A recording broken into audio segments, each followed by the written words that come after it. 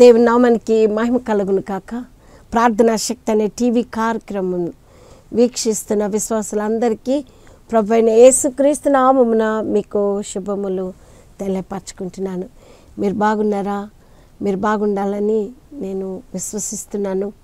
దేవుడు మీ పట్ల అద్భుత కార్యాలు జరిగించాలని మీ కొరకు ప్రార్థిస్తున్నాం. ప్రతి సంవత్సరం ప్రతిరోజు మీ కొరకు ప్రార్థిస్తూనే ఉన్నాం.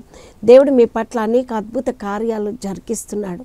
అందరిని బట్టి దేవునికి వందనాలు స్తోత్రాలు చెల్లించుకుంటున్నాను. నా ప్రియ బిడ్డలారా, దేవుడు మిమ్మల్ని సంవత్సరంలో మరి అడుగు పెట్టనిచ్చి మరి మనల్ని బ్రతకనిచ్చిన యేసయ్య కొరకు మనం ఏం చేస్తాము? ఇంకా పాత జీవితాన్ని ఇంకా మనం ఇండ్లు శుభ్రం చేసుకుంటాం, అన్నీ బయటపడేస్తాం. మళ్ళీ కొత్త సంవత్సరంలో కొత్త బెడ్షీట్లు అన్నీ మంచిగా అన్నీ కొత్తగా వేసుకుంటాం. కానీ మరి మళ్ళీ అవన్నీ పాతవన్నీ తెచ్చి ఇంట్లో పెట్టుకుంటాం. మళ్ళీ అలా పెట్టుకుంటున్నారా నా ప్రియ బిడ్డలారా? నిర్ణయం తీసుకున్నారా? ఈ దినము మనది, దేవుడిచ్చాడు. ఆయన కృపను బట్టి అయ్యా నీ కృపలో ఒక్క క్షణం కూడా మేము జీవించలేమయ్యా, నీ కృప మాతో ఉండాలయ్యా, నువ్వు మమ్మల్ని కృపతో కాపాడుచున్నావు, నీకు వందనాలయ్యా, స్తోత్రాలయ్యా అని చెప్పగలుగుతున్నామా? మనం చెప్పలేకపోతే ఎందుకు ప్రయోజనం లేదు. ఎన్ని సంవత్సరాలు బతికినా, ఎన్ని సంవత్సరాలు మనం జీవించినా, ప్రభు కొరకు మనం జీవించకపోతే, ప్రభువులో మనం నడవకపోతే, ప్రభుతో సహవాసం కలిగి ఉండకపోతే, ఈ నూతన సంవత్సరం ఇచ్చి కూడా మనము అన్యుల్లాగా మారిపోతాం. కానీ ప్రభు కొరకు నువ్వు జీవించాలని, ప్రభుతో నువ్వు ఉండాలని, ప్రభుతో నువ్వు నడవాలని ఆయన నిన్ను ఈ సంవత్సరాన్ని బ్రతకనిచ్చాడు. ప్రార్థించుకుందామా. దయగల తండ్రి, ప్రేమ కలిగిన ఆయన గొప్ప దేవుడివయ్యా, నీకు వందనాలు. గడిచిన సంవత్సరాలంతా మమ్మల్ని కాపాడినవయ్యా. వేదనలో మాకు తోడుగా ఉన్నావు. బాధలో, దుఃఖంలో, అవమానంలో, అపనిందల్లో మాకు తోడుగా ఉండి మమ్మల్ని నడిపిస్తున్న గొప్ప దేవుడివయ్యా. వేసారిపోయిన సమయాల్లో ఆదరించిన గొప్ప దేవుడు. ఇంకా మాకు ఈ సమస్య నుండి మాకు విడిపించేవాడు ఎవ్వడు లేదనుకునే సమయంలో మమ్మల్ని లేవనెత్తిన గొప్ప దేవుడివయ్యా. అందుని బట్టి నీకు స్తోత్రాలు, వందనాలు చెల్లించుకుంటున్నాం. ఇక ప్రభా, మాలో ఉన్న పగ, ద్వేషము, ఈర్ష, కక్ష ఇవన్నీ తీసివేసి ప్రభా నీకు మహిమ తెచ్చి బిడ్డలుగా ఈ లోకంలో జీవించడానికి మమ్మల్ని నాయన బలపరచమని ప్రార్థిస్తున్నాం తండ్రి. మాలో ఉన్న దుష్ట శక్తులన్నిటినీ లాయపరచు నాయన మీరు మహిమ పొందుకోండి అయ్యా. ఇక ప్రభా, బలహీనరాల్ని నీ బలంతో నింపి, శక్తిహీనరాల్ని నీ శక్తితో నింపి నాయన, ఇక నీ సిలువ చాటుకి నన్ను మరుగుపరిచి మీరు మహిమ పొందుకోమని ప్రార్థిస్తున్నాం. వేదనలో ఉన్నవారిని ఆదరించమని ప్రార్థిస్తున్నాం. ఇక ప్రభా, ప్రేమ సువర్ణ నీ సన్నిధిలో పిలువబడ్డదయా, విడిచి వెళ్ళిన విక్టర్ అన్న కుటుంబాన్ని కనికరించు నాయన, వారిని ఓదార్చమని ప్రార్థిస్తున్నాము నాయన. మా జీవితాలు నాయన లెక్కించుటకు, మా దినములు లెక్కించుటకు మాకు నేర్పించమన్నావు. అవును తండ్రి, మేము ఈ భూలోకంలో యాత్రికులము, పరదేశులము నాయన. ప్రభా, మాకు నీ కార్యాలు జరిగించి మీరు మాతో ఉంటే ప్రభా, ఎలాంటి సమస్యలు వచ్చినా ఆ సమస్యలన్నిటిలోంచి విడిపించే గొప్ప దేవుడు మాకున్నావని మేము విశ్వాసంతో ముందుకు సాగిపోతామయ్యా. అయ్యా, ఈ సంవత్సరం మాకు ఇచ్చారు బాబు, మీకు వందనాలయ్యా. మేము తీర్మానం చేసుకుని నీ కొరకు బ్రతకడానికి నేర్పించమని ప్రార్థిస్తున్నాం. వాతావరణం అంతా నీ ఆధీనంలో ఉంచుకోండి. అంధకార శక్తులన్నింటినీ బంధించండి అయ్యా. దురాత్మ సమూహమున అగ్నితో కాల్చివేయండి అయ్యా. ఏ వేదనతో ఈ టీవీ దగ్గర కూర్చున్నారో నాకు తెలియదయ్యా. వేదన తీర్చే దేవా నీకు వందనాలయ్యా. కృప చూపి మీరు మహిమ పొందుకొనమని ఏ సతి పరిశుద్ధ నామమును బట్టి వేడుకొచ్చున్నాను తండ్రి. ఆమేన్, ఆమేన్. దేవునికి మహిమ కలుగును కాక. మీరు బాగున్నారా? మీరు బాగుండాలని నేను ప్రతినిత్యం మీ కొరకు ప్రార్థిస్తున్నాం. మా ఆడబిడ్డ మరణించింది. మంచిగా ఉంది, చాలా బాగుంది. ఆమెకి ఏ రోగం లేదు. 14వ తారీఖున ఆమె బర్త్డే కూడా ఉంది. ఎంతో సంతోషపడుకుంది, చీర కుట్టించుకుంది, అన్నదమ్ములతో సంతోషపడాలనుకున్నది. అంతే, ఆ రాత్రి సడన్గా తల తిప్పి సడన్గా పడి మరణించింది. ఒక్క క్షణంలోనే మన జీవితం ఆవిరి వంటి జీవితం మన జీవితం. అందుకే అన్నాడు, రేపేమి సంభవించినో మీకు తెలియదన్నాడు. వెనుకున్నవి మర్చి ముందున్న వాటి కొరకే వేగిర పడుతూ ఇంకా మర్చిపోవాలి. సంభవిస్తుంది కాబట్టి అయ్యో అని మనం నిరాశ చెందకుండా ప్రభువులో జీవించి మనం ఉన్నప్పుడు ఎప్పుడు పిలిచినా నేను రెడీగా ఉన్నానయ్యా అని చెప్పగలవా నా ప్రియ బిడ్డ? నువ్వు రెడీగా ఉన్నానని చెప్తే చాలా సంతోషం. మన జీవితం ఎప్పుడు ఆగిపోతుందో మనకు తెలియదు. ఆమె బ్రతుకుంటుంది అనుకున్నది, బట్టలు కుట్టించుకుంది, చక్కగా అన్నదమ్ముల మధ్యన మంచి బర్త్డే చేసుకోవాలనుకున్నది, కానీ ఈ లోకాన్ని విడిచిపెట్టి వెళ్ళిపోయింది. అందుకని నీతిమంతులు కొనుక్కోబట్టే ఎవరు మనసును పెట్టరంటున్నాడు. మనం మనసును పెడతలేము. అనేక మంది భక్తులు వెళ్ళిపోతూనే ఉన్నారు. ఎందుకో తెలుసా? వాళ్ళ టైం అయిపోయింది. అందుకే మన టైం కూడా ఎప్పుడో మనకి తెలియదు. యోబు భక్తుడు అన్నాడు, కాలాలు నెలలు కూడా నిర్ణయించబడింది. నీకు తెలియదు, నాకు తెలియదు. మనం అనుకుంటాం రేపు బతుకుండి అవి చేద్దాం, ఇవి చేద్దాం, వాళ్ళ మీద కక్ష సాధించుకుందాం, పగ సాధించుకుందాం అనుకుంటున్నాం. కానీ పగ సాధించుకోవడానికి కూడా టైం ఉండదు మనకి. నల్లారా తిరిగి రండి అని సెలవియగానే మనం వెంటనే వెళ్ళిపోవాలంతే. ప్రభుతో వెళ్ళిపోవాలి. సాతానుతో కాదు. ఈ లోకం సాతానుతో నిండి ఉంది, అపవాదితో నిండి ఉంది. అది గర్జించు సింహమ్మలే ఎవరిని మృంగుదునా అని వాడు తిరుగుతూ ఉన్నాడు. ప్రతి కుటుంబంలో ఏర్పరచబడిన వారి కుటుంబాల్లో కూడా సాతానుడు చెలరేగిపోతున్నాడు. ఇంకా నిరాశ అయిపోతున్నారు. ఎందుకు మేము ప్రార్థన చేయాలి, ఎందుకు మేము చదవాలి, ఎందుకు మేము దేవునికి నీతిగా బ్రతకాలని చాలా కుటుంబాలు వేదన పడిపోతున్నాయి. వారి కుటుంబాల్లో భయంకరమైన సాతానుడు తిష్ట వేసుకొని కూర్చున్నాడు. దాన్ని జయించాలంటే మనం పరిగెత్తాలి, గురి యొద్దకే పరిగెత్తాలి. మనం దాన్ని జయించాలంటే మెలకువగుండి ప్రార్థన చేయమంటున్నాడు. మనం ప్రార్థన చేస్తున్నామా? మన జీవితం ప్రభుతో సహవాసం కలిగి ఉన్నప్పుడు, ప్రభులో మనం జీవించినప్పుడు, ప్రభుతో మనం ఉన్నప్పుడు ఎన్ని కష్టాలు వచ్చినా, ఎన్ని బాధలు వచ్చినా మనం సంతోషంగా ఆనందంగా పోతాం. అందుకే అన్నాడు పౌలు భక్తుడు అంటున్నాడు, ఫిలిప్పీలకు రాసిన పత్రిక 3వ అధ్యాయం అంటున్నాడు 13వ వచనంలో, సహోదరులారా నేను ఇదివరకే పట్టుకొని ఉన్నానని తలంచుకొనను, అయితే ఒకటి చేయుచున్నాను, వెనుక ఉన్నవి మరచి ముందున్న వాటి కొరకే వేగిరపడుచు క్రీస్తు యేసునందు దేవుని ఉన్నతమైన పిలుపునకు కలుగు బహుమానం పొందవలనని గురి యొద్దకే పరిగెత్తున్నాడట. వెనుకున్నవి మర్చిపోవాలి. ఇంకా పగ, కక్ష, ఈర్ష ఏమేమి ఉన్నాయో అవన్నీ మర్చిపోవాలి. ఇప్పుడు చనిపోయిందండి, కక్ష సాధించుకోవడానికి ఉండదు, పగ సాధించుకోవడానికి ఉండదు కదా. కాబట్టి వెనుకున్నవి మర్చి ముందున్న వాటి కొరకే వేగిరపరచు. వెనుకున్నవన్నీ ఏమేమి ఉన్నాయో పగ, ద్వేషము, ఈర్ష, కక్ష ఇవన్నీ తీసివేసి, ప్రభువా నువ్వు నాకు ఈ సంవత్సరాన్ని ఇచ్చావయ్యా, ముందున్న వాటి కొరకే ఏమేమి ఉన్నాయో వాటి కొరకే మనం పరిగెడుతూ బహుమానం ఆయన ఇస్తానంటున్నాడు, జీవ కిరీటాన్ని ఇస్తానంటున్నాడు. అది వద్దా బిడ్డ? మనకి ముందున్న వాటి కొరకే పరిగెడదాం. ఇంకా పాత జీవితాన్ని ఏమేమి ఉన్నాయో, చెడు లక్షణాలు ఏమైతే ఉన్నాయో, తాగుడు, వ్యభిచారము, మోసము, అబద్ధాలు ఇవన్నీ ఉన్నాయేమో ఇవన్నీ విడిచిపెట్టమంటున్నాడు. ఆయన అన్నాడు దేవుని పోలి నడుచుకోండి. ఆయన అన్నాడు నేను క్రీస్తుని పోలి నడుచుకున్నాను, మీరు నన్ను పోలి నడుచుకోండి అంటున్నాడు. ఫిలిప్పీలకు రాసిన పత్రిక 3వ అధ్యాయం 7వ వచనం, ఆయనను ఏవేవి నాకు లాభకరములై ఉండునో వాటిని క్రీస్తు నిమిత్తం నష్టముగా ఎంచుకొంటిని, నా ప్రభు అయిన యేసు క్రీస్తుని కూర్చిన అతి శ్రేష్టమైన జ్ఞానము నిమిత్తమును సమస్తమును నష్టముగా ఎంచుకొనిచున్నాను అంటున్నాడు. క్రీస్తు కొరకు అన్నాడు. క్రీస్తుని సంపాదించుకుందాం. ఇండ్లు కాదు బిడ్డ, ఈ లోకం కాదు, ఈ ధనము కాదు, ఇవి కావు. క్రీస్తుని సంపాదించుకుందాం.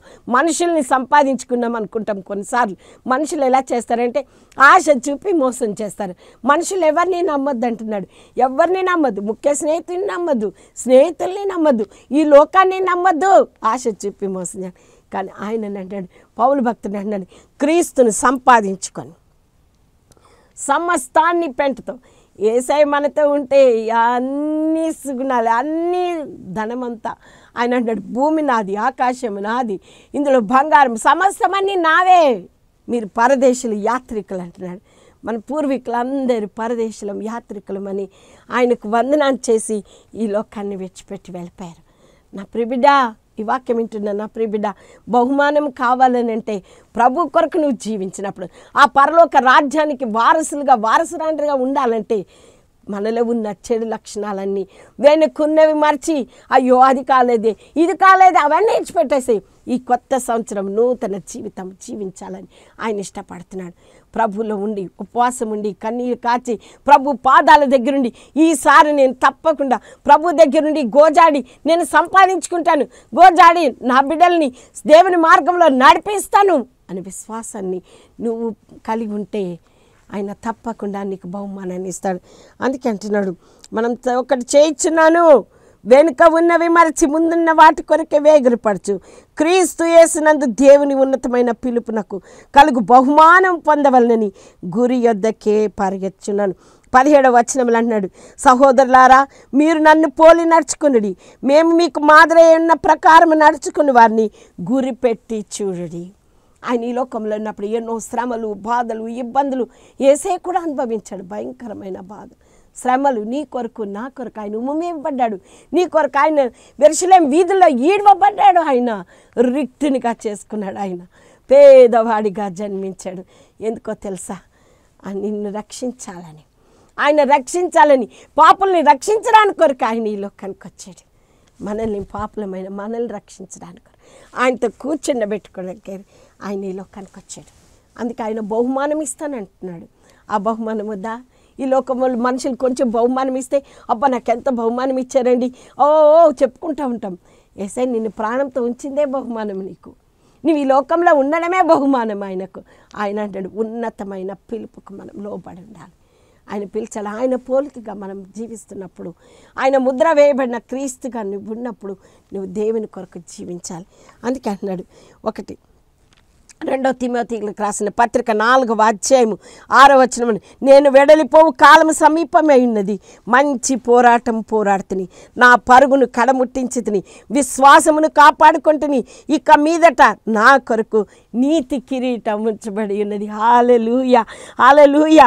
వెళ్ళిపోదు వచ్చింది, నా కాలం సమీపమైంది. నేను చెప్పాను, మా ఆడబిడ్డ చనిపోయింది. తనకు తెలియదు, కానీ ఆయనకు తెలుసు మనం ఖచ్చితంగా ఈ లోకాన్ని విడిచిపెట్టి వెళ్ళిపోతామని గ్యారంటీ మనకి. కానీ ఎక్కడికి వెళ్తావు? ఈ లోకం నుంచి వెళ్ళిపోయినప్పుడు ఎక్కడికి వెళ్తావు? పరలోకానికి వెళ్తావా, నరకానికి వెళ్తావా? నువ్వు ప్రభుతో జీవించినప్పుడు పరదేశంలో నువ్వు ఉంటావు. మరి సాతానుతో, ఈ లోకంతో జీవిస్తే, అందుకే అన్నాడు, ఈ లోక స్నేహము దేవునితో వైరం అని మీరు ఎరగరా అన్నాడు. స్నేహము వైరము, అందుకే అన్నాడు వ్యభిచారిణీలారా అన్నాడు. నా ప్రియబిడ్డ, అందుకే అన్నాడు, నేను వెడలిపోవు కాలం సమీపమై ఉన్నది, మంచి పోరాటం పోరాడుతుని, నా పడుగును కడముట్టించింది, విశ్వాసమును కాపాడుకుంటుని, ఇక మీదట నా కొరకు నీతి కిరీటం ఉంచబడింది. ఏం కాపాడుకున్నాడమ్మా? విశ్వాసాన్ని కాపాడుకున్నాడు. పరుగును కడముట్టించాడు. ప్రభు కొరకే నేను జీవిస్తాను, ప్రభులో నేను జీవిస్తాను. అంతకుముందు సౌలుగా ఉన్నప్పుడు ఏం చేశాడో అన్నీ తెలుసు. కానీ ఎప్పుడైతే ప్రభువును అంగీకరించాడో, సౌలా సౌలా నువ్వు నన్ను ఎలా హింసిస్తున్నావు అన్నాడో, ఇంకా ప్రభు కొరకు ఎన్ని శ్రమలు వచ్చినా బాధలు వచ్చినా ఆయన గురి ఒక్కటే ఉన్నది. ఏ గురి అంటే పరలోకంలో గొప్ప బహుమానం నాకు ఉన్నదని. నీకు ఆ విశ్వాసం ఉన్నదా నా ప్రియబిడ్డ? ఆ విశ్వాసం ఉంటే ఆ విశ్వాసంలో నువ్వు బలపడాలని ఆయన ఇష్టపడుతున్నాడు. ఆయన అంటున్నాడు, గురిపెట్టి చూడండి. మనం గురిపెట్టి చూడాలి. భూ సంబంధమైన వాటి ఎందు 19వ వచనములు అన్నాడు, భూ సంబంధమైన వాటి ఎందు మనసు నుంచుచున్నారు. మన పౌరస్థితి పరలోకమందున్నది, అక్కడ నుండి ప్రభువైన యేసు క్రీస్తు రక్షకు నిమిత్తము కనిపెట్టుకునేము. మన సమస్తమును తనకు లోపరచుకున్న జాలని శక్తిని బట్టి ఆయన మన దీన శరీరమును తన మహిమగల శరీరమునకు సమరూపంగా మార్చగల గొప్ప దేవుడు. హల్లెలూయా, హల్లెలూయా. అది బహుమానం కావాలని ఆయన గురి వద్దకు పరిగెత్తాడు. ఈ లోకంలో ఉన్నప్పుడు యేసయ్య కూడా శ్రమలు, బాధలు, అవమానాలు అన్నీ జరిగినా మరణించినా తిరిగి లేచాడు. ఆ పునరుత్థాన శక్తిని నీకు నాకు ఇవ్వాలని ఆయన ఇష్టపడుతున్నాడు. ఆ బహుమానం పొందుకోవాలని ఇష్టపడుతున్నాడు. మరి ఉన్నదా? ఇంకేమంటున్నాడంటే, కొరింథీయులకు రాసిన 2వ పత్రిక 4వ అధ్యాయం 11వ వచనములు అంటున్నాడు, నిర్ణయం తీసుకుంటాడు, నిలవరమైన నివాసం లేకయున్నాము, స్వహస్తములతో పనిచేసి కష్టపడుచున్నాము. కొరింథీయులకు రాసిన పత్రిక 9వ అధ్యాయం 16వ వచనములు, సువార్తను ప్రకటింపకపోయిన ఎడల నాకు శ్రమ అన్నాడు. నాకు శ్రమ. మరి నువ్వేమనుకుంటున్నావు నా ప్రియబిడ్డ? నాకు ఇల్లు కట్టుకోకపోతే శ్రమ, నా బిడ్డలు పెళ్ళి కాకపోతే శ్రమ అంటున్నావా? నీకు శ్రమ ఏంటి? ప్రభు కొరకు నువ్వు జీవించాలి, ప్రకటించాలి. అందుకొరకే లోకానికి వచ్చాడు, అందుకొరకే నిన్ను రక్షించాడు. తన విలువైన రక్తము, అమూల్యమైన రక్తము, పరిశుద్ధ రక్తము నీ కొరకు చెందించాడు. ఆయన కొరకు సాక్ష్యం ఇవ్వలేవా నా ప్రియబిడ్డ? వెనుకున్నవన్నీ మర్చి ఇంతవరకు నువ్వేం చేయలేదేమో, ఇక్కడి నుంచి నన్ను ప్రభు కొరకు నేను జీవిస్తాను, ప్రభువులో నేను జీవిస్తాను, అనేక ఆత్మల సిలువ దగ్గరికి నడిపిస్తానని గురి దగ్గరికి వెళ్తున్నావా, పరిగెడుతున్నావా? ఎప్పుడు ఆగిపోతామో మనకి తెలియదు నా ప్రియబిడ్డ. ఎప్పుడు ఈ లోకాన్ని విడిచిపెట్టి వెళ్ళిపోతామో తెలియదు. బ్రతికున్నప్పుడే ప్రభు కొరకు బ్రతికుండాలి. హల్లెలూయా, హల్లెలూయా అంటున్నాడు. కొరింథీయులకు రాసిన 2వ పత్రిక 1వ అధ్యాయం 4వ వచనం, ఆయన మా శ్రమ అంతట్లో మమ్మల్ని ఆదరించున్నాడు. ఎన్నో శ్రమలు అనుభవించాడు, కష్టాలు అనుభవించాడు పౌలు భక్తుడు. కానీ అన్నాడు, మా శ్రమ అంతట్లో ఆయన ఆదరించే దేవుడు అండి. మనల్ని ఆదరించే దేవుడు, మనల్ని నడిపించే దేవుడు. హల్లెలూయా. అందుకే అన్నాడు 2వ కొరింథీయులకు రాసిన పత్రిక 1వ అధ్యాయం 6వ వచనంలో, క్రీస్తు యొక్క శ్రమలు మా యందు ఎలాగ విస్తరించుచున్నవో అలాగే క్రీస్తు ద్వారా ఆదరణయు విస్తరింపచేస్తున్నాడు. హల్లెలూయా.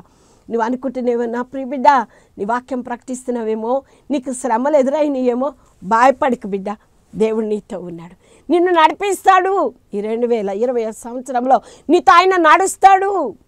నువ్వు ఆయనలో జీవిస్తే, ఆయన పోలికగా నువ్వు నడిస్తే తప్పకుండా ఆయన నీతో నడుస్తాడు. మన దేవుడు అలాంటి దేవుడు. అందుకే అన్నాడు 2వ కొరింథీయులకు రాసిన పత్రిక 11వ అధ్యాయం 23 నుంచి 28 చదవండి మీరు. ఎన్ని శ్రమలు అనుభవించాడు, ఎన్ని బాధలు అనుభవిస్తూ అంటున్నాడు, నేను క్రీస్తు పరిచారకును విశేషంగా శ్రమ పడితిని. 2వ కొరింథీయులకు రాసిన పత్రిక 4వ అధ్యాయం 11వ వచనంలో అన్నాడు, మేము అధైర్యపడము, మా బాహ్య పురుషుడు దినదినము నూతన పరుచున్నాడు. హల్లెలూయా. బాహ్య పురుషుడు ఉన్న కానీ ఆంతర్య పురుషుడు మన దినదినము నూతన పరుస్తున్నాడు. హల్లెలూయా. అధైర్యపడిపోవద్దు మనం. దేవుడు మనతో ఉన్నాడు. అద్భుత కార్యాలు జరిగించే దేవుడు నీతో ఉన్నాడు. అందుకే అంటాడు పౌలు భక్తుడు అంటున్నాడు. ఇంకా మనం చూస్తే కొరింథీయులకు రాసిన 2వ పత్రిక 12వ అధ్యాయము 20వ వచనంలో, ఎందుకనగా ఒకవేళ నేను వచ్చినప్పుడు మీరు నాకు ఇష్టలుగా ఉండరేమో అనియు నేను మీకు ఇష్టడుగా ఉండనేమో అనియు, ఒకవేళ కలహమును అసూయయు క్రోధములను కక్షములను కొండెములను గుసగుసలాడుటను ఉప్పొంగుటను అల్లర్లను ఉండునేమో అనియు నేను మరలా వచ్చినప్పుడు నా దేవుడు మీ మధ్య నన్ను చిన్నబుచ్చునేమో అనియు, మునుపు పాపం చేసి తాము జరిగించిన అపవిత్రత జారత్వము పోకిరీ చేష్టల నిమిత్తము మారు మనసు పొందిన అనేకులను గుర్చి దుఃఖపడవలసి వచ్చినేమో అనియు భయపడుచున్నాను అన్నాడు పౌలు భక్తుడు. చూసారా ఎట్లున్నాం, పాతది ఇంకా అవే జీవిస్తున్నామేమో. ఒకవేళ దేవుడు వచ్చినప్పుడు పౌలే అంత బాధపడుతుంటే ఆయన సురక్తం ఇచ్చి నిన్ను కొనుక్కున్నాడమ్మా. ఆయన రిక్తుడిగా ఈ లోకానికి వచ్చాడు. నిన్ను ఆయన ప్రేమించాడు. వెళ్ళలేని రక్తాన్ని నీ కొరకు కార్చాడు. ఆయన ఇంకెంత దుఃఖపడతాడు. నిన్ను తీసుకెళ్ళడానికే ఆయన ఈ లోకానికి రాబోతున్నాడు. ఎంత గొప్ప దేవుడో తెలుసా. మన జీవితాలు ఏ రీతిగా ఉన్నాయి. ఈయన అంటున్నాడు భయపడుతున్నాను అంటున్నాడు. పాపము చేసి తాము జరిగించిన అపవిత్రత జారత్వము పోకిరీ చేష్టల నిమిత్తము మారు మనసు పొందని అనేకులను గుర్చి దుఃఖపడవలసి వచ్చినేమో. ఆయన దుఃఖపడుతున్నాడు బిడ్డ. చాటును ఆయన ఏడుస్తాడట మన గురించి. ఆయన కొరకు మనం జీవించకపోతే ఇంకా పాత జీవితాన్ని ఇంకా పట్టుకొని మనం వెళ్ళాడుతుంటే ఆయన అంటున్నాడు వెనుకున్నవి మర్చిపో, ఇంకా నీ పాత జీవితాన్ని అంతా మర్చిపో. రాహాబు వేశ్య తన పాత జీవితాన్ని అంతా మర్చిపోయింది. ప్రభు కొరకు ఆ వేగులు వారిని చేర్చుకున్నందుకు నీతిమంతురాలుగా పిలువబడ్డది. నా ప్రియబిడ్డ ఈ వాక్యం వింటున్నా నా ప్రియబిడ్డ, నువ్వే రీతిగా ఉన్నావు ప్రభు అడుగుతున్నాడు. నువ్వు ఆయన కొరకు జీవించాలని ఆయన ఇష్టపడుతున్నాడు. మరి ఆయన కొరకు నువ్వు జీవిస్తే తప్పకుండా దేవుడు నీ పట్ల జరిగిస్తాడు. ఇంకేమంటున్నాడంటే వెనుకున్నవేమంటే మనం ఎఫెసీలకు రాసిన పత్రిక 5వ అధ్యాయము 1 వచనాలు చదివి, కావున మీరు ప్రియులైన పిల్లల వలె దేవుని పోలి నడుచుకొనుడి. క్రీస్తు మిమ్మల్ని ప్రేమించి పరిమళ వాసనగా ఉండుటకు మన కొరకు తన్ను తాను దేవునికి అర్పణముగాను బలిగాను అప్పగించుకున్నాడు. మన కొరకు ఆయన ప్రేమించి, చూసారా మనం ఎట్లుండాలంట, పరిమళ వాసనగా ఉండాలని ఆయన ఇష్టపడుతున్నాడు. ప్రియులైన దేవుని పిల్లల వలె నడుచుకోండి అంటున్నాడు. హల్లెలూయా, హల్లెలూయా. మనం ఏ రీతిగా ఉన్నాము అందుకన్నాడు మీలో జారత్వము అప్పగించు అలాగుననే మీరును ప్రేమ కలిగి నడుచుకొనుడి. మీలో జారత్వమే కానీ ఏ విధమైన అపవిత్రతయే కానీ లోభత్వమే కానీ వీటి పేరైనను ఎత్తకూడదు. ఇది పరిశుద్ధులకు తగినది. కృతజ్ఞతావచనమే మీరు ఉచ్చరింపవలను కానీ మీరు బూతులైనను పోకిరీ మాటలైనను సరసోక్తులైనను ఉచ్చరింపకూడదు. ఇవి మీకు తగవు. వ్యభిచారి అయినను అపవిత్రుడైనను విగ్రహారాధికుడై ఉన్న లోబి అయినను క్రీస్తు యొక్కయు దేవుని యొక్క రాజ్యమునకు హక్కుదారుడు కాడని సంగతి మీకు నిశ్చయముగా తెలియజేస్తున్నాను అంటాడు పౌలు భక్తుడు. అంటున్నాడు ఇవన్నీ ఉన్నాయేమో, ఇవన్నీ పాత జీవితం, ఇవన్నీ కంపు జీవితం, ఇవన్నీ విడిచిపెట్టమన్నాడు. నూతన స్వభావం, నూతన మనసు, నూతన మార్పు కలగాలని ఆయన ఇష్టపడుతున్నాడు. అందుకే అంటున్నాడు పౌలు భక్తుడు. అంటున్నాడు ఇంకా మనం చూస్తే కొరింథీయులకు రాసిన 2వ పత్రిక 4వ అధ్యాయం 17, 15, 18 వచనం, మేము దృశ్యమైన వాటిని చూడక అదృశ్యమైన వాటినే నిదానించి చూచున్నాము గనుక క్షణమాత్రముండు చులకన శ్రమ మా కొరకు అంతకంతకు ఎక్కువగా నిత్యమైన మహిమను భారమును కలుగజేసినది. హల్లెలూయా. దృశ్యమైన వాటికి ఇవన్నీ కనబడేటట్టు చూడలేడు, ఈ లోకమంతా చూడలేడు, అదృశ్యమైన వాటిని చూస్తున్నాడు. అందుకే గురి యొద్దకే పరిగెడుతున్నాను అంటాడు. నువ్వు ఎవరి దగ్గర పరిగెడుతున్నావు? ఈ లోకం వైపు పరిగెడుతున్నావా బిడ్డ? ఈ లోకం ఆశ చూపి మోసం చేస్తుంది. సాతానుడు ఇదంతా నాదే అని చెప్తున్నాడు. కానీ పౌలు భక్తుడు అన్నాడు దృశ్యమైన వాటిని చూడక అదృశ్యమైన వాటిని నిదానించి చూచుచున్నాము. అదృశ్యమైన వాటిని ఈ సంవత్సరము నిదానించి నువ్వు చూడాలని ఆయన ఇష్టపడుతున్నాడు. హల్లెలూయా, హల్లెలూయా. గనుక క్షణమాత్రముండు మా చులకన శ్రమ మా కొరకు అంతకంతకు ఎక్కువగా నిత్యమైన మహిమను భారమును కలుగచేయుచున్నది. హల్లెలూయా, హల్లెలూయా. ఎంత గొప్ప దేవుడో తెలుసా? భారం, శ్రమలు, బాధలు ఉన్నాయండి, ఇబ్బందులు ఉన్నాయండి, కష్టాలు ఉన్నాయండి, ఇవన్నీ పక్కకు పెట్టు, ప్రభు కొరకు పరిగెత్తు. ఆ బహుమానం మనకు కావాలి బిడ్డ. ఎప్పుడు నువ్వు సిద్ధపడతావు, ఎప్పుడు ప్రభు కొరకు జీవిస్తావు, ఎప్పుడు ప్రభు వాక్యాన్ని ప్రకటిస్తావు, ఎప్పుడు ప్రభు కొరకు నిన్ను చూసేవారు దేవుని బిడ్డాన్ని ఎప్పుడు నిర్ణయిస్తారు? పోలికగా, ఆయన పోలికగా నువ్వు సృజించబడినావు. పౌలు భక్తుడు నేను క్రీస్తుని పోలు నడుచుకున్నాను, మరి నువ్వేమని పోలు నడుచుకుంటున్నావు? పౌలు అంటున్నాడు నన్ను పోలు మీరు నడుచుకోండి అంటున్నాడు. నడుచుకుంటున్నామా? అందుకే అంటున్నాడు కొరింథీయులకు రాసిన 2వ పత్రిక 12వ అధ్యాయం 7 నుంచి 9 వరకు, నాకు కలిగిన ప్రత్యక్షతలు బహు విశేషంగా ఉన్నందున నేను అత్యధికంగా హెచ్చిపోకున్నట్లు నిమిత్తం నాకు శరీరంలో ఒక ముళ్ళు నన్ను నలగొట్టుటకు సాతాను యొక్క దూతగా ఉంచబడిందంట. చూసారా, ఆయన శరీరం ముళ్ళు లేదా? కష్టాలు లేవా? ఉన్నాయి. ఆయన కూడా నేను క్రీస్తుని పోలు నడుస్తున్నాను, ఆయన వాక్యాన్ని ప్రకటిస్తాను. అయ్యో సువార్త ప్రకటించకపోయినేలా నాకు శ్రమ అన్నాడు. ఎంత గొప్ప మాటలు పౌలు భక్తుడు మనతో మాట్లాడుతుంది. దేవుడు మనతో మాట్లాడాడు. దేవుడు పౌలు ద్వారా మనతో మాట్లాడుతున్నాడు. ఇది నన్ను ప్రభు నీతో మాట్లాడుతున్నాడు నా ప్రియబిడ్డ. అందుకే అంటున్నాడు క్రీస్తు నిమిత్తం నాకు కలిగిన బలహీనతల్లో, ఇబ్బందుల్లోను, నిందల్లోను, హింసల్లోను, ఉపద్రవంలోను నేను సంతోషించుచున్నాను. హల్లెలూయా, హల్లెలూయా. అందుకే అంటున్నాడు నేను సంతోషిస్తున్నాను. అపోస్తలుల కార్యములు 20వ అధ్యాయం 24వ వచనంలో అంటున్నాడు దేవుని కృపా సువార్తను గురించి సాక్ష్యం ఇచ్చుటయందు నా పరుగుని నేను ప్రభువైన యేసు వల్ల పొందిన పరిచర్యను తుదమట్టింపాలంటున్నాడు. నువ్వు తుదమట్టిస్తావు. ఈ సంవత్సరాన్ని నిర్ణయించుకో. నువ్వు అది సాక్ష్యం ఇచ్చుటయందు, దేవుని కృపా సువార్తను గురించి సాక్ష్యం ఇచ్చుటయందు నా పరుగును నేను ప్రభువైన యేసు వల్ల పొందిన పరిచర్యను తుదిముట్టింపవలన నా ప్రాణమును నాకెంత మాత్రం ప్రియమైనదిగా ఎంచుకొనుట లేదన్నాడు. హల్లెలూయా. పౌలు భక్తుని యొక్క నిర్ణయం అది.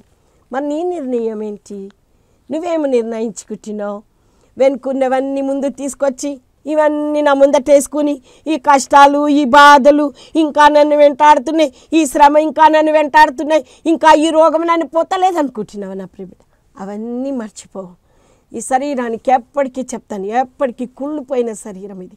కండ్ల నొప్పి, కాళ్ళు నొప్పి, కడుపు నొప్పి ఇవన్నీ వస్తూనే ఉంటాయి. కానీ ఆత్మ సిద్ధంగా ఉండాలి. ప్రభు కొరకు నువ్వు జీవించాలి. నీలో ఏమైతే ఉన్నాయో నవీన పాత స్వభావాన్ని అంతా విడిచిపెట్టి, ప్రాచీన స్వభావాన్ని విడిచిపెట్టి నవీన స్వభావం ధరించుకోండి అన్నాడు. ధరించుకుంటున్నామా? కొత్త సంవత్సరం అంతా కొత్త జీవితాన్ని మార్చుకోవాలి. నిన్ను చూసేవారందరూ అమ్మో ఈమె క్రీస్తు బిడ్డండి, నీ ఆఫీస్లో నిన్ను గురించి చెప్పాలి, నువ్వు బయట మాట్లాడుతున్నప్పుడు నిన్ను గురించి చెప్పాలి. చెప్తారా? అలా చెప్తే దేవునికి మహిమ కలుగును కాక. దావీదు భక్తుడు అంటున్నాడు 23వ కీర్తన 6వ వచనములు అంటాడు నేను బ్రతుకు దినముల నీవు కృపాక్షేమములే నా వెంట వచ్చును, చిరకాలం యెహోవా మందిరములో నేను నివాసం చేసేదనని ఆయన నిర్ణయించుకున్నాడు. చిరకాలం బ్రతుకు దినాలన్నీ కృపాక్షేమములే నా వెంట వస్తాయి. చిరకాలం యెహోవా మందిరంలో నేను నివాసం చేస్తాను అనుకుంటున్నావా? ఈ సంవత్సరం నుంచి అయినా నా కుటుంబం అంతటిని తీసుకుని వెళ్ళి నేను గుడిలో ఉండి నా ప్రభు కొరకు నేను జీవిస్తాను, ఉపవాసం ఉంటాను, ప్రార్థన చేస్తాను, నా బిడ్డల కొరకు రేయి మొదటి జామున లేసి కన్నీరు కారుస్తాను, నా బిడ్డల కొరకు, నా భర్త కొరకు, నా కుటుంబం కొరకు, నా చుట్టుపక్కల వారి కొరకు నేను ప్రభు కొరకు జీవిస్తాను అని అనుకుంటున్నావా? దావీదు భక్తుడైతే అంటున్నాడు. ఇంకేమంటున్నాడంటే 27వ దావీదు కీర్తన 4వ వచనం, యెహోవా యొద్ద ఒక వరం అడిగితిని, దాన్ని నేను వెతుకుచున్నాను. యెహోవా ప్రసన్నతను చూచుటకును ఆయన ఆలయంలో ధ్యానించుటకును నా జీవిత కాలమంతయు నేను యెహోవా మందిరంలో నివసింపగోరుచున్నాను అన్నాడు. ఆయన మందిరంలో ఈ సంవత్సరం నివసించాలని ఆయన ఇష్టపడుతున్నాడు. అందుకే అంటున్నాడు, దేవుడు అంటున్నాడు, నా హృదయానుసారుడు అంటున్నాడు. నా హృదయానుసారుడు అన్నాడు దావీదు భక్తుని. 84వ కీర్తన 10వ వచనంలో ఆయన సన్నిధిలో ఒక్క దినము గడుపుట 1000 దినముల కంటే శ్రేష్టం అన్నాడు. చూసారా, ఆయన సన్నిధిలో గడపడానికి కొరకు, ఆయన ప్రసన్నతను చూడడానికి కొరకు. నువ్వు ఆయన ప్రసన్నతను చూస్తున్నావా? ఆలయంలో కూర్చుంటున్నావు కానీ ఆయన ప్రసన్నతను చూస్తున్నావా?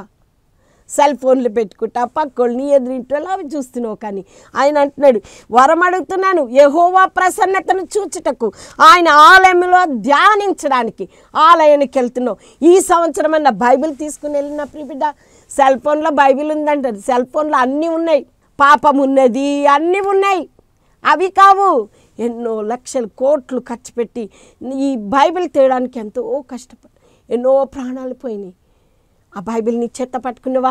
యేసయ్య నీ చేతిలో పట్టుకుని, అయ్యా నీ ప్రసన్నత నీ సంవత్సరం నేను ఆలయంలో చూడాలయ్యా, నీ ప్రసన్నతను నీ ఆలయంలో నేను ఉండాలయ్యా, నీ ఆలయంలో నేను ధ్యానించాలయ్యా అని కోరిక అడుగు. దేవుణ్ణి ఈ సంవత్సరం నిర్ణయించుకో, దేవుని దగ్గర నిర్ణయించుకో. మనకు తెలుసు, హబక్కుకు రాసిన పత్రికలో 3వ అధ్యాయం 17వ వచనం నుంచి 19 వరకు చదివితే, అంజూరపు చెట్లు పూయకుండినను, ద్రాక్ష చెట్లు ఫలింపకపోయినను, ఒలివా చెట్లు కాపలేకపోయినను, చేనులోని పైరు పంటకు రాకపోయినను, గొర్రెల దొడ్డిలో లేకపోయినను, సాలలో పశువులు లేకపోయినను, నేను యెహోవా యందు ఆనందించను, నా రక్షణకర్తైన నా దేవుని యందు నేను సంతోషించెదను. ప్రభువు యెహోవాయే నాకు బలము. ఏమి లేకున్నా పర్వాలేదు. ఏమంటున్నాడు? ఏమి లేకున్నా పర్వాలేదయ్యా, యెహోవాయే నా బలం అంటున్నాడు. నా ఎత్తైన కొండ అంటున్నాడు. ఆయన నా కాళ్ళని లేడి కాలువలే చేయను, ఉన్నత స్థలముల మీద ఆయన నన్ను నడిపింపచేయను. హల్లెలూయా. అవిశ్వాసం నీకుందా నా ప్రియబిడ్డ? ఈ సంవత్సరం నువ్వు అలాగనుకుంటే దేవుడు తప్పకుండా నీతో నడుస్తాడు. నేను దేవుని యందు ఆనందిస్తాను, నా ఉన్నతమైన స్థలం మీద ఆయన నన్ను నడిపింపచేస్తాడని వాగ్దానం తీసుకో. నన్ను ఉన్నతమైన స్థితిలో నన్ను నడిపిస్తాడు. నేను ఎప్పుడు ఆగిపోతానో నాకు తెలియదు, కానీ నా జీవితాన్ని ఆయన కొరకు నేను జీవిస్తానని ఎప్పుడైతే నువ్వు ఆనందపడతావో గురి యొద్దకే పరిగెడతావు. దేవుడిచ్చే బహుమానం నువ్వు పొందుకుంటావు. ప్రార్థించుకుందాం. దయగల తండ్రి, ప్రేమ కలిగిన ఆయన, నువ్వు ఇచ్చిన వాగ్దానం కొరకే నీకు వందనాలయ్యా. వెనుకున్నవి మరచి ముందున్న వాటి కొరకే వేగిరి పడుతూ ప్రభా నువ్వు ఇచ్చే బహుమానం పొందుకోవాలని ఇష్టపడుతున్నామయ్యా. హబక్కుకు అంటున్నాడు, ఏమి లేకపోయినా పర్వాలేదు, నేను దేవుని యందు ఆనందిస్తాను. ఈ సంవత్సరం ప్రభా మా జీవితాల్లో అవి నేర్పించండి అయ్యా. నీవు నా బలమైన దేవుడు నీవని ప్రభా మమ్మల్ని తప్పకుండా ఎత్తైన స్థలంలో మమ్మల్ని నడిపింపచేస్తావని విశ్వాసంలో ఈ బిడ్డలందరూ ఉండటకు మీరు కృప చూపండి. ఏ వేదనతో ఏ దుఃఖంతో ఈ టీవీ దగ్గర కూర్చున్నారు నాకు తెలియదు, కానీ ప్రభా వేదన తీర్చే దేవుడవు నీవున్నావని ప్రభా విశ్వాసంతో ప్రార్థించడం కృప చూపండి. ఇక ప్రభా ప్రేమ సువర్ణ బ్రతకాలనుకున్నది నాయన ఈ లోకాన్ని విడిచిపెట్టి వెళ్ళిపోయిందయ్యా. మా జీవితాలు కూడా అంతేనయ్యా, ఎప్పుడు విడిచిపెట్టి వెళ్ళిపోతాము ప్రభా. ముందు రోజు చనిపోయింది, తర్వాత రోజు బర్త్డే ప్రభా. బర్త్డే జరిపించుకోవాలని ఎంతో ఆశపడ్డదయ్యా, కానీ నువ్వు పిలిచావు, నీ పిలుపుని అందుకొని ఈ లోకాన్ని విడిచిపెట్టి వెళ్ళిపోయింది. మేము కూడా అంతేనయ్యా, ఎప్పుడు నీ పిలుపుని అందుకుంటామో మాకు తెలియదు, కానీ అయ్యా నీ కొరకు మేము బ్రతుకుటకు, నీ ఆలయంలో ప్రసన్నతను చూడడానికి, నీ ఆలయంలో మేము ధ్యానించుకోవడానికి ఉండటకు మా కృప చూపమని దీవించి ఆశీర్వదించమని యేసతి పరిశుద్ధ నామమును బట్టి అడుగుచున్నాను తండ్రి, ఆమేన్. దేవుడు మిమ్మల్ని మీ కుటుంబాలను దీవించి ఆశీర్వదించును కాక, ఆమేన్.